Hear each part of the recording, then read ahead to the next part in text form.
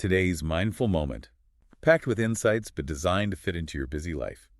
One deep dive at a time. We all love a good rags to riches story, right? Yeah. The idea that anyone can climb the ladder of success if they just work hard enough. Sure. But what if that ladder is missing some rungs for most people? What if the game is rigged? Like from the start? Mm-hmm. Well, today we're going deep on that very idea. Okay. We're diving into Robert Reich's book, The System, Who Rigged It, How We Fix It, Okay. to explore how power and wealth have become so intertwined in America that it turned our democracy into what some are calling an oligarchy. Yeah, it's a provocative question for sure. And Reich doesn't shy away from controversy in this book. He uses all these compelling examples, like the story of Jamie Dimon, Oh, yeah. the CEO of JP Morgan Chase. Man, this guy is a titan of finance, right? Yeah. Yet, even he acknowledges that there are some serious problems that plague our system. Like what? Income inequality, poverty, failing schools. Yeah. He even admits that the economy can be fundamentally anti-poor, Okay, well, that's interesting, but isn't that a little hypocritical? I mean, Diamond himself has benefited tremendously from this very system. Yeah, exactly. That's exactly Reich's point. I mean, Diamond's bank, along with a lot of other Wall Street giants, played a major role in the 2008 financial crisis. Yeah. The one that devastated millions of Americans. Yet he's out there championing corporate social responsibility initiatives. It's like Starbucks selling bracelets for a good cause, while simultaneously, using offshore tax havens to avoid paying U.S. taxes. Oh, so it's like putting a Band-Aid on a gaping wound. They're making these symbolic gestures while perpetuating the very system that creates these problems. I think that's a great analogy, yeah. Because Reich argues that these initiatives are often just PR moves, allowing corporations to appear compassionate while they're actually out there lobbying for policies that benefit the wealthy elite. Okay. He really challenges this notion of a neutral free market, too. He argues that the market is shaped by rules, and those rules are written by those in power. Right. So it's not really free at all. So who does the government really serve then? If those with wealth and influence are the ones writing the rules, what does that mean for the rest of us? I think that's the central question that Reich wants us to really grapple with. Yeah. Think about it. Lobbying, campaign contributions, the revolving door between government and corporations. Yeah.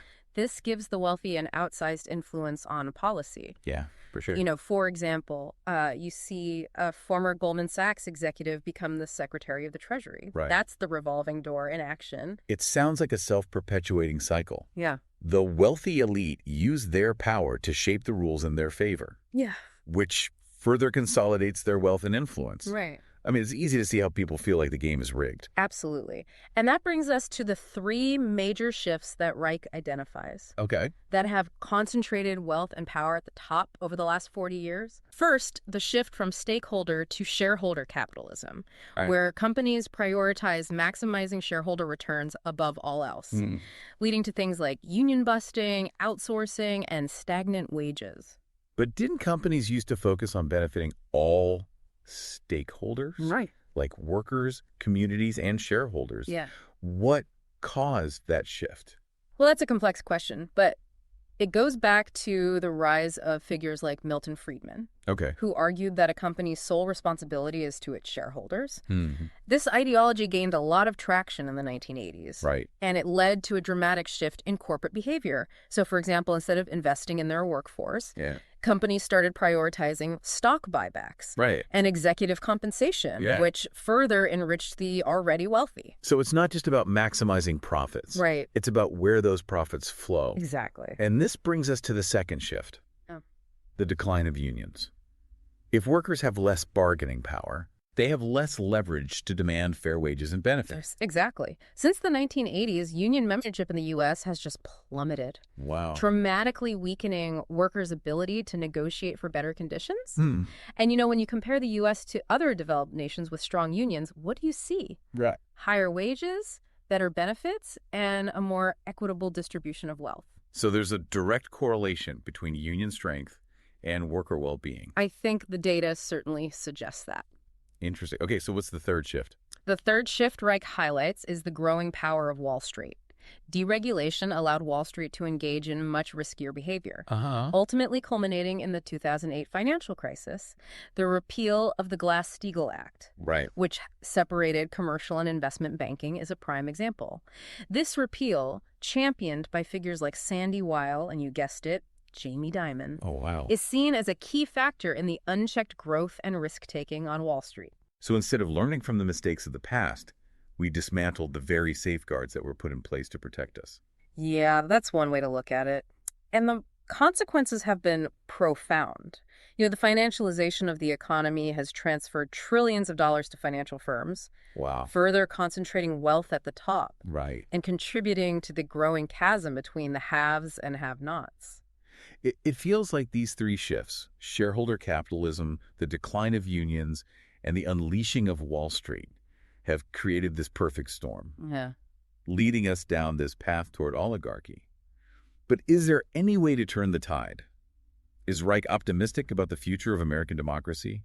It's easy to feel overwhelmed by all of this, Like, how can we possibly fight against such deeply entrenched forces? Yeah, I get that. But Reich doesn't just paint a bleak picture, right? No. He offers a path forward, too. Okay. But before we get to the solutions, he really dives into how oligarchies maintain their grip on power, which I find fascinating. Okay, let's unpack that. How do they manage to stay in control when it seems like so many people are struggling? Well, one way is by convincing people that the system is fair.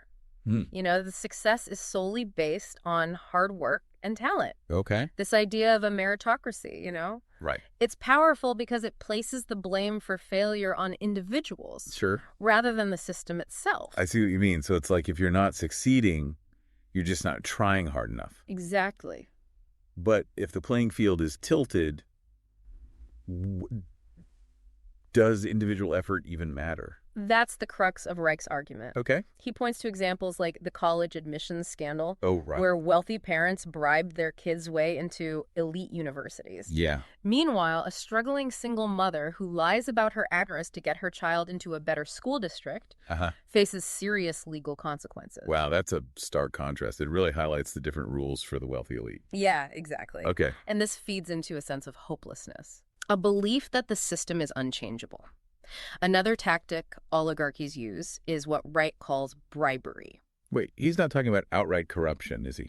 Not necessarily. It's more about the legal ways the wealthy elite buy influence. Okay. Like, they can afford armies of lawyers, lobbyists, PR professionals to shape the narrative and influence policy in their favor. So they're not just playing the game. Right. They're writing the rules of the game. Exactly.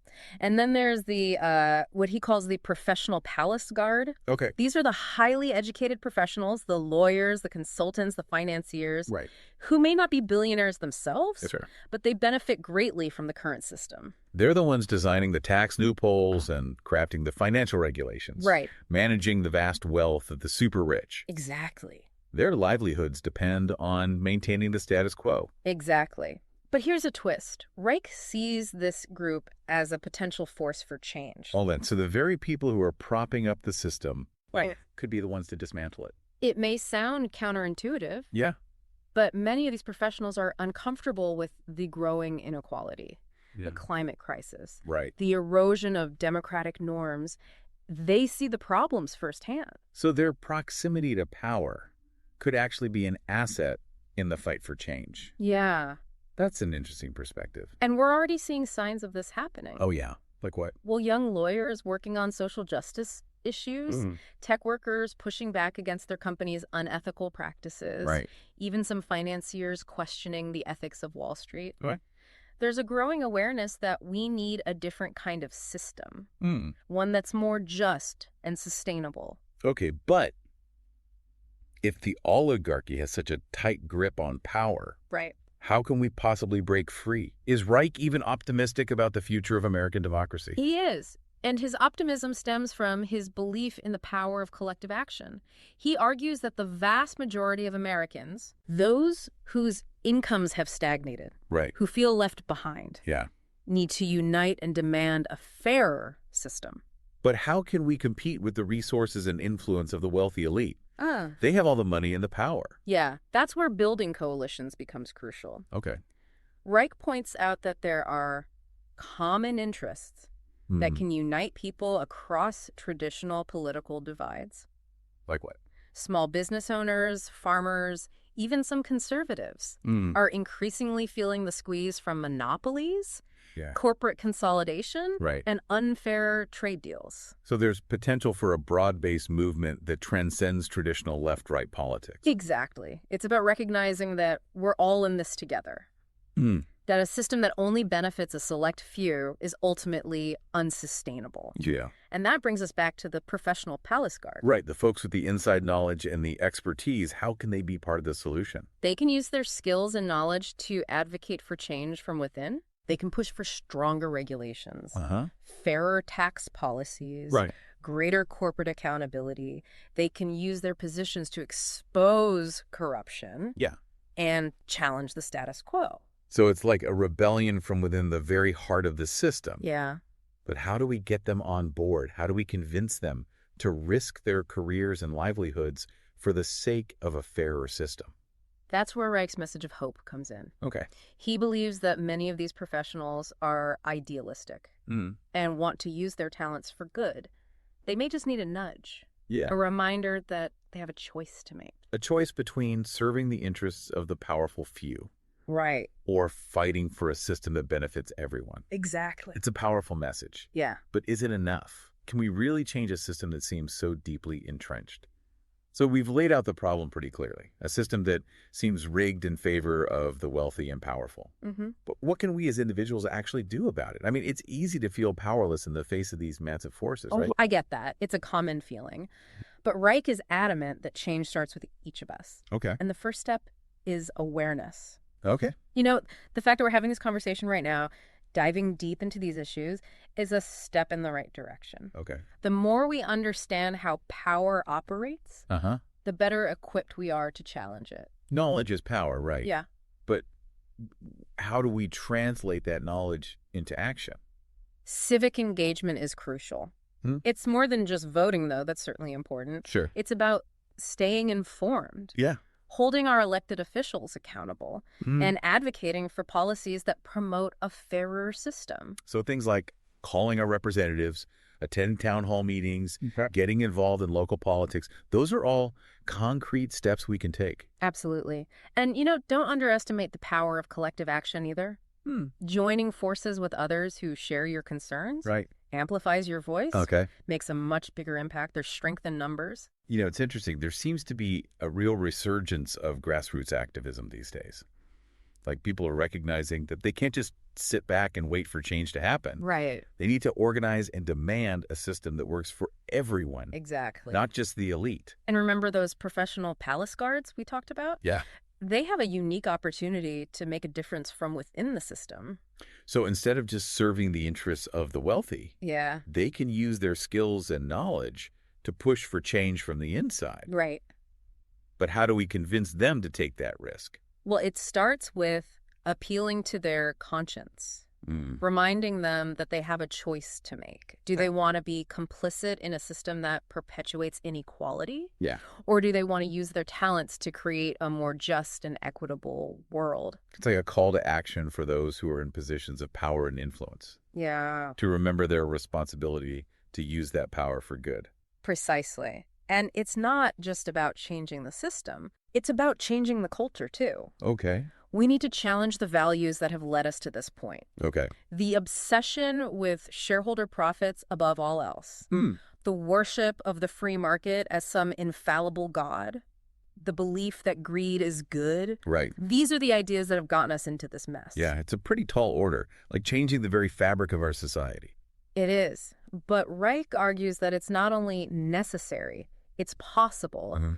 Throughout history, seemingly unchangeable systems have been transformed when enough people demanded something better. So it's about recognizing our own power. Right. Both as individuals and as a collective force. And then using that power to push for change. Yeah. Even if it means having uncomfortable conversations, challenging those in authority, or taking risks. Exactly. And it's about understanding that this isn't just a fight for ourselves.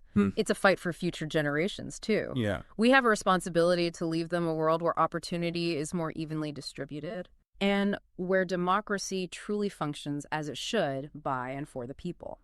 This deep dive has been incredibly eye-opening. It's clear that we face some serious challenges, but Wright's message of hope and collective action is truly inspiring. It's easy to get discouraged, but remember, we're not alone in this fight. Yeah. There are countless individuals and organizations working tirelessly to create a more just and equitable world. So what's the takeaway for our listeners? What can they do to join this movement for change? The first step is to stay engaged. Don't let this be a one-time conversation. Okay. Keep learning, keep questioning, keep pushing for change. Find ways to get involved in your community, connect with organizations that align with your values, and use your voice to advocate for a better future. If this deep dive has stimulated your intellectual curiosity and left you hungry for more shocking truths, subscribe to the deep dive and share this episode with your friends. Let's unpack the world together. And if you're ready to start your own journey of knowledge and empowerment, consider purchasing Robert Reich's book through the link in the show notes. It's time to stop accepting the rigged system and start building a better future.